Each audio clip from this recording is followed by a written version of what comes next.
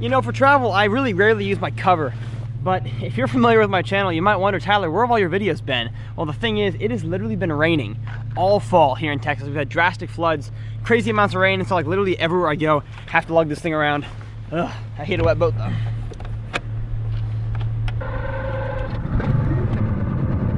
Come on, going. Good. All right, I'm excited.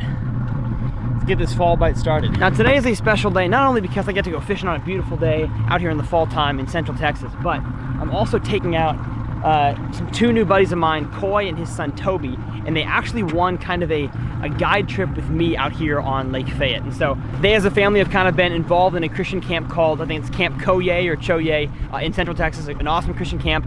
I myself went to Pine Cove my whole life, but really any Christian camps are awesome. And so a buddy named Johnny, actually, who works at the camp, reached out to me. He said, hey, we have some kids that love your videos. Would you be willing to have a fishing day with you as like a silent auction item for the silent auction? So I said, of course I would. So we were out here on the lake. I'm gonna take them out. He's definitely interested in high school and college fishing. So me and Toby are gonna have a good time talking about that. But today I really wanna have a good fall bite. As much as I've talked about fall fishing over the past few years of this channel, I've really never had a fantastic, oh, my power poles aren't even on. Hold that. Had to turn them on. I've never really had a fantastic fall bite to be able to show you guys on camera, at least that I can remember. And that's mostly because football is in the fall, other sports are in the fall, and so I haven't been able to spend a whole lot of time really figuring out what the fall bite is all about.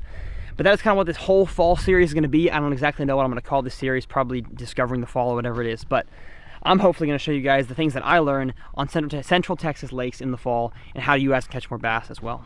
We've made it out here with the boys and we're going to go catch some fish. So let's get going.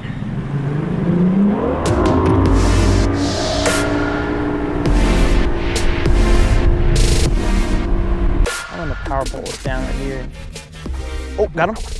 There you go. Nice. Keep pressure on him, keep pressure on him. Oh, that's a good one. That's a good one. Big one, my friend. Let's go. Put your rod tip down. Oh, that's not a big one. That was big. There we go.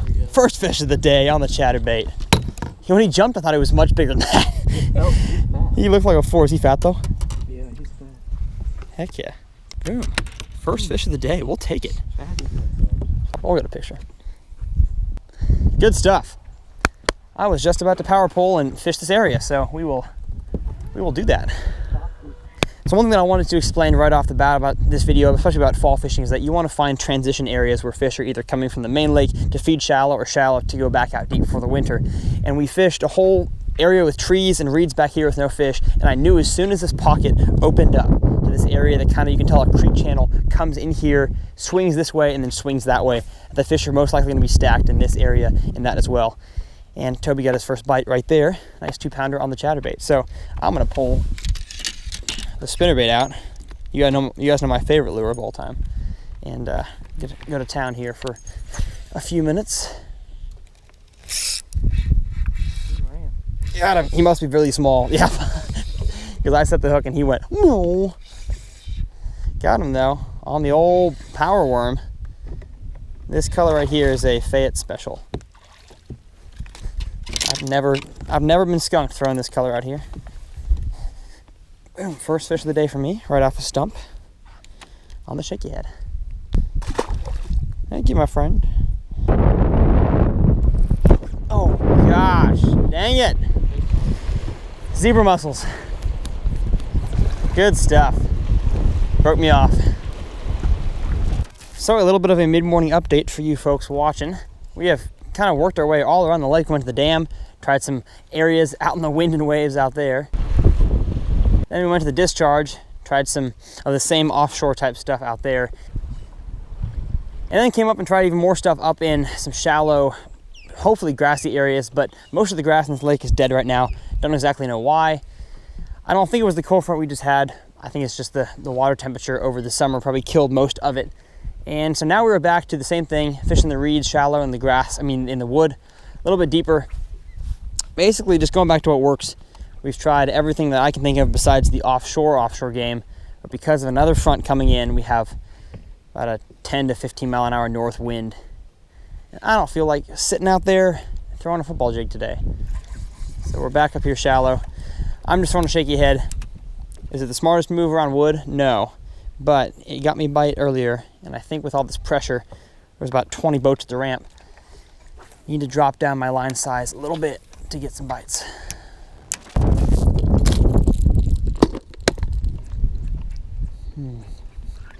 Oh, there's a fish. There's a fish on the jerkbait. Heck yeah. No. Well, slightly better. We'll take it. As soon as we found a live grass, look at that, a fish. Yeah. Oh, look, he spit up. That right there is a good teaching moment. Now, of course, my bait is not the right size for what he's eating, but definitely cool to show. That's really risky here. Got me a nice old 2.5 pounder, and that is exactly what he spit up there. Very cool. I need a thumbnail with this thing and this fish. In case you missed what I was showing the camera there for a second, that was a bait fish that this bass had spit up on my boat deck, and so it shows me these fish are eating shad. That fish had recently eaten that shad or bait fish, whatever you want to call it. I call everything shad down here in the south. And so a jerkbait was a good move for me. It is a different color and a different size than what he's eating, but it still does a good job of imitating the general idea. I don't think bass are that smart. So we got this working, we got a top water, and we have a soft plastic, a weightless soft plastic.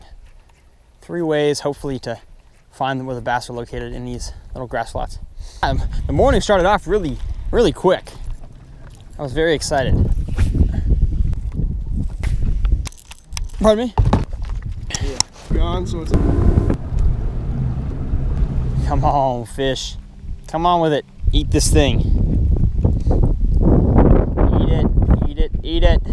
This is perfect. We have some deeper trees, some grass colliding together in the collision of a century. Some lily pads. Oh my goodness. This is what you dream about at night. All right, everybody, we are actually back out here at the ramp. The guys that I was fishing with had an awesome time today. We dropped them off to go back home to Houston, but I had some engine issues, not really issues in the water. It allowed me to run, but the trim, so the trim that moves the engine up and down, that thing there, if I go down, it makes this weird, like, clunking noise.